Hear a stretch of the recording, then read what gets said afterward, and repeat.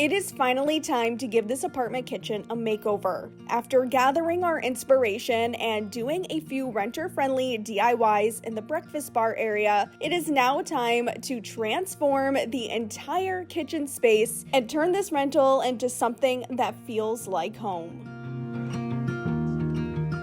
Hi, I'm Alli and welcome into the kitchen, and today we are finally tackling this space right here. I not so affectionately call this kitchen very cave-like, and we're gonna try to do some things to make it not feel like that so much. And also, this kitchen just has a lot of design challenges. For example, the countertops being dark. We also have some very outdated cabinetry as well. But as I was approaching this space, I decided that I want to do some renter-friendly changes that will really upgrade the area while also working with some of these features that we just can't avoid because we are renting and there's no way we could just do a full kitchen reno, of course. So previously I had you guys help me pick out some tiles for the kitchen, and most of you guys in the comments went with the white tile, but I had a different change of plans because those tiles that I originally showed you were way too expensive. For just 5 tiles,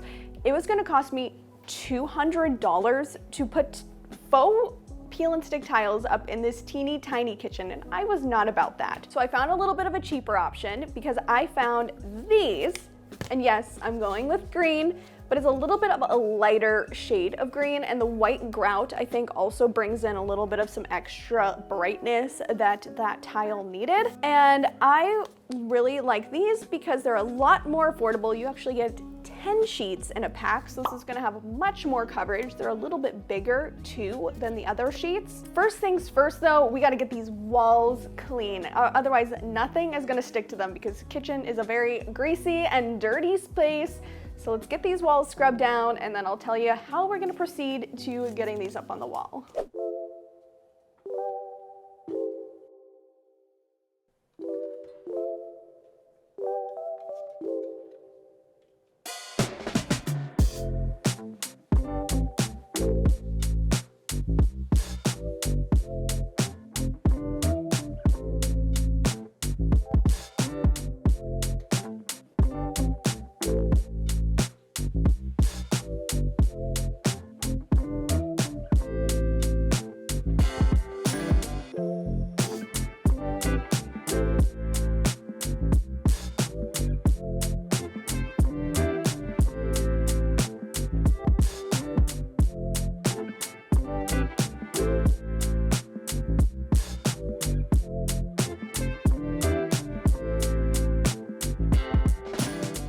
The walls are nice and clean. I let them dry for a little bit as well, which was the perfect opportunity for a lunch break. So now that we're back and have some energy and ready to go, we're gonna start the tiling process.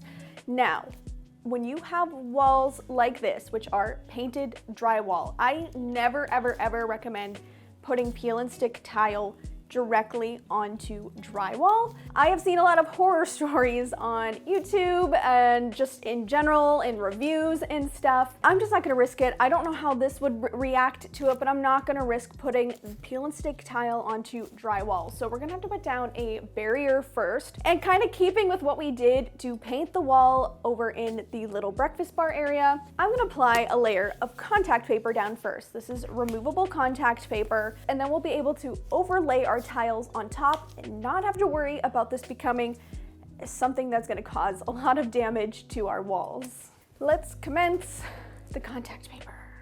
Woo!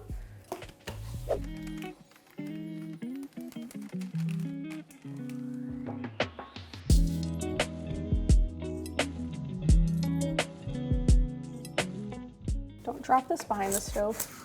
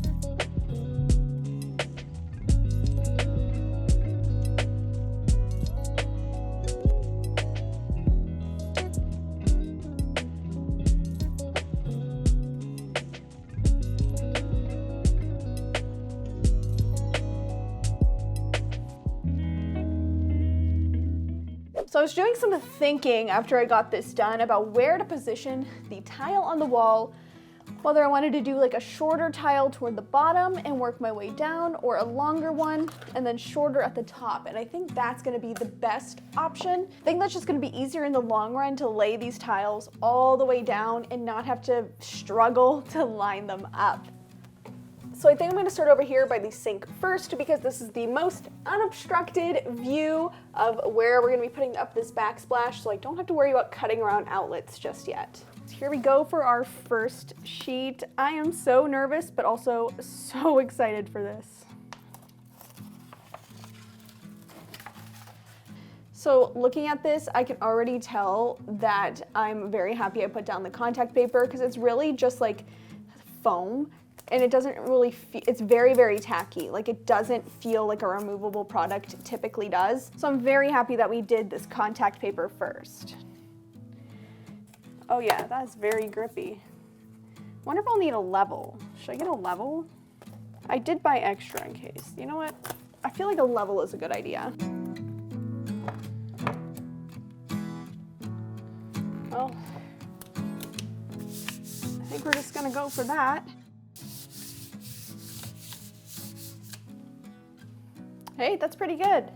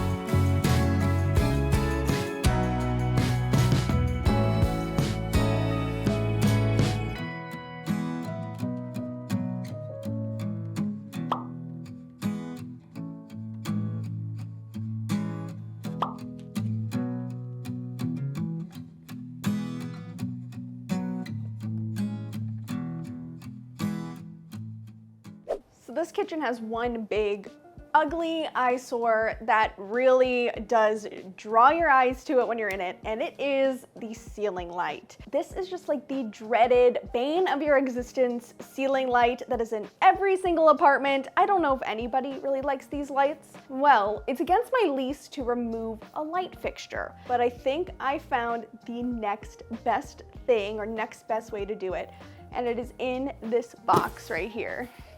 And it is a light fixture.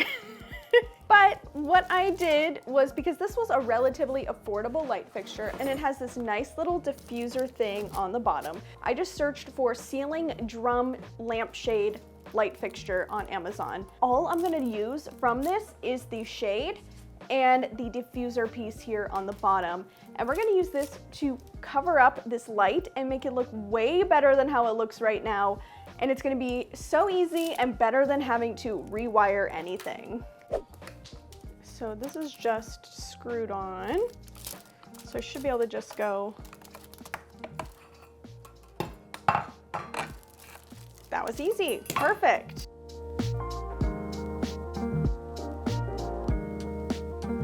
Uh-oh. No, we got it. Whoa, that's bright.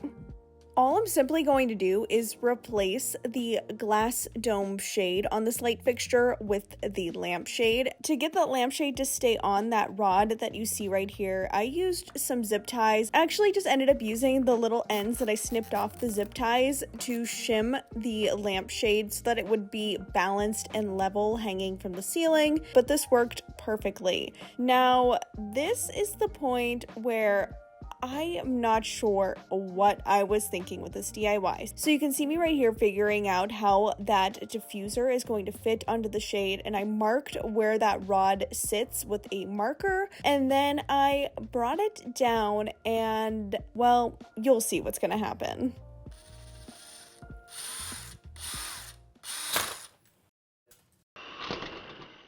Yes, I did break the diffuser, and at this point, I just felt like this was going to be a DIY fail, so this is where I paused for the night.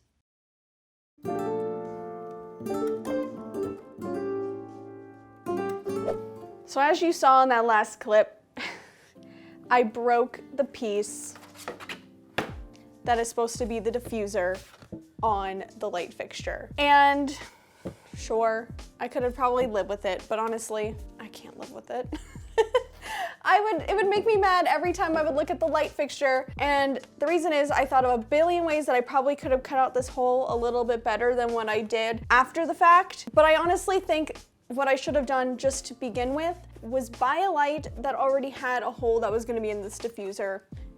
So I had Amazon ship to me, next day shipping, a new light fixture. Oops, well, we already were trying it out.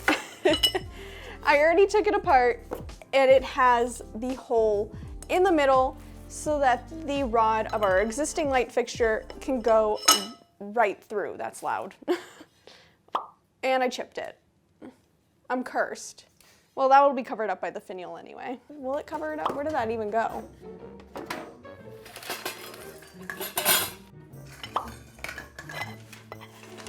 Can't believe I did that. I'm cursed. Ah! Okay.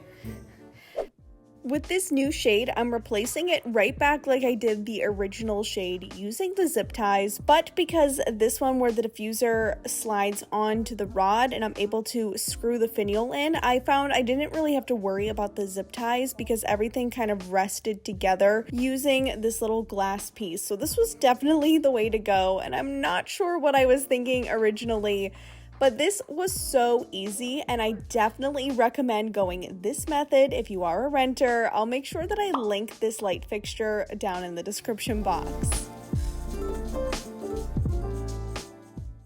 So let's talk about over here, and I want to do something different with the knives in the kitchen. They typically sit over in this corner in the knife block, but this corner is just so dark. This kitchen is just dark in general, so I feel like I'd be better off with some extra lighting over in this corner. So I picked up an in the drawer knife block that we're gonna swap out. So I'm thinking this drawer here, which has like plastic bags and stuff and some of those kind of things, would be better off on the island because that's where I prep when I pack my lunch, instead of over here, and then put the knives over here because they're closer to prepping for when you're actually cooking. So I think that's gonna be way more functional. So we're gonna clear out these drawers, and we're gonna eliminate the junk drawer in the kitchen because it's honestly just wasted space when we only have 3 drawers to work with.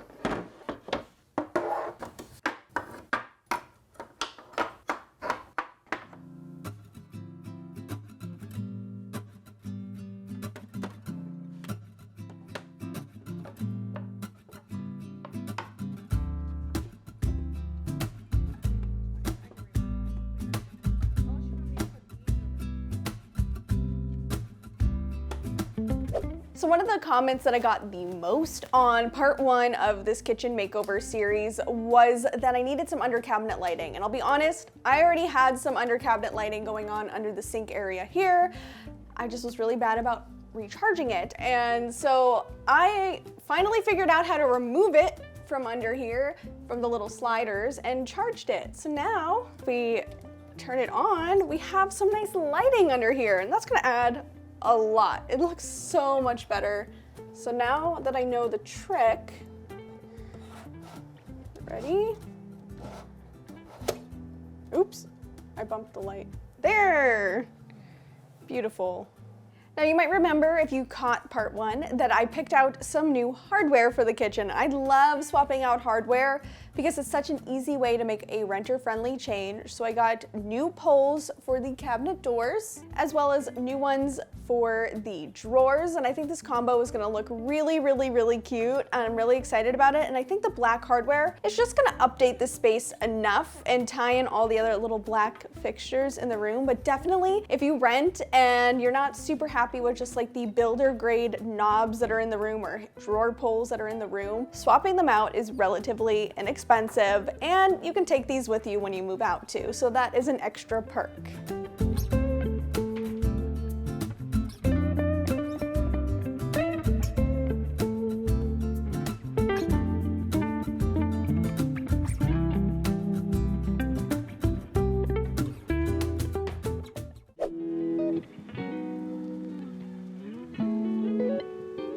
Good morning and welcome to day 3 of the kitchen makeover, and this is my favorite day because we're going to be doing the finishing touches and all of the really pretty details that are going to make this room really start to pop. Because right now I just feel like it's very green and gold. Like that's just what's going on right here. Green, gold, and black. And so I wanted to bring in kind of an unexpected color moment that's not gonna be green. And that is gonna start with this base, which is our rug. So I'm really excited to show you the rug that I picked out because I think it's gonna start showing you the direction that this room is going to take. And once it's on the floor, we'll also be sure to secure it down with some rug grips. That way it doesn't go anywhere, so that this is nice and safe and not sliding around.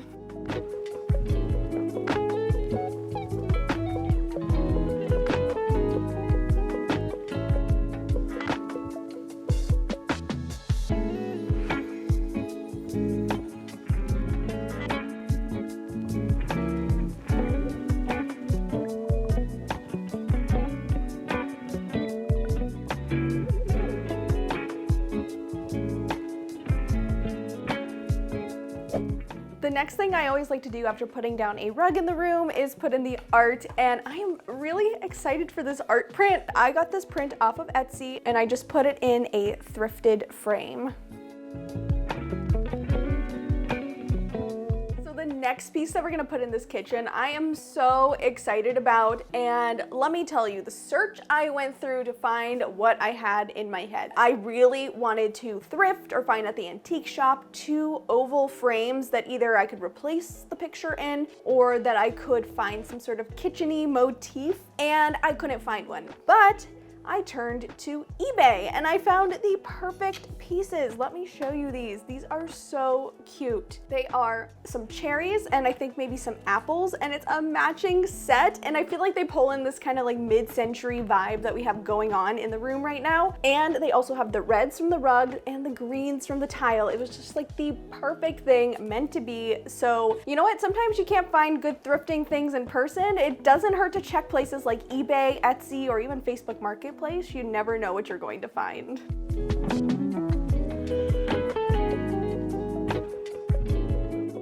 This might be my favorite thrift find for the entire kitchen. It is this beautiful solid wood cutting board, chopping block, whatever you want to call it. It reminds me of those checkerboard cutting boards that you're seeing everywhere right now, but those are so expensive. And yes, this was a little bit of a pricier purchase. I got it for like $18, or was it $16 or something like that. But to me, this is worth it, and we're gonna style it in this kitchen.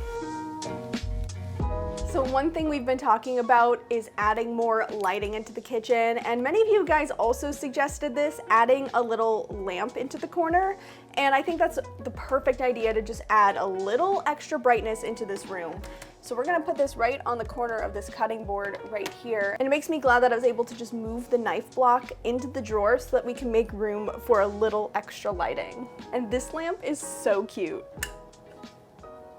Big antique crocks just looks so good for utensils on the counter, and I love this one that I found. It has so much character, and I of course have to style it with some really cute rolling pins and wooden utensils.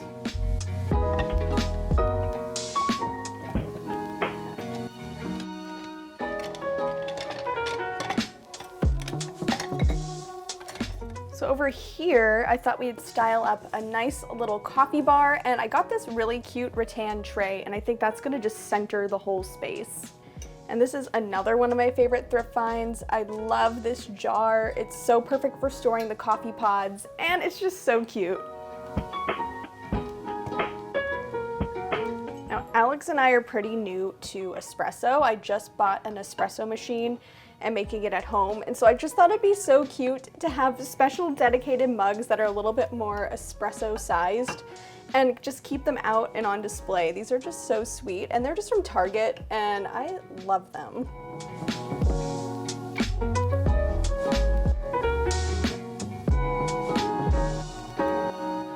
All of the big decor items are in place, and this room is already starting to feel so much better. And so now it's time for my favorite part of the video, which is putting in all of the final touches and then the big reveal.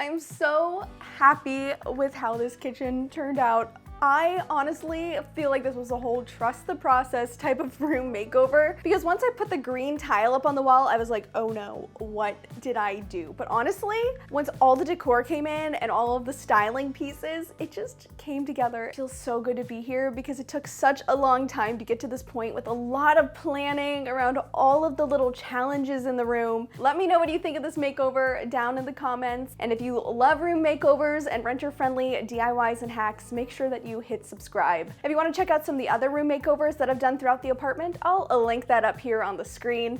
And thanks so much for watching this video. I'll see you in my next one. Bye.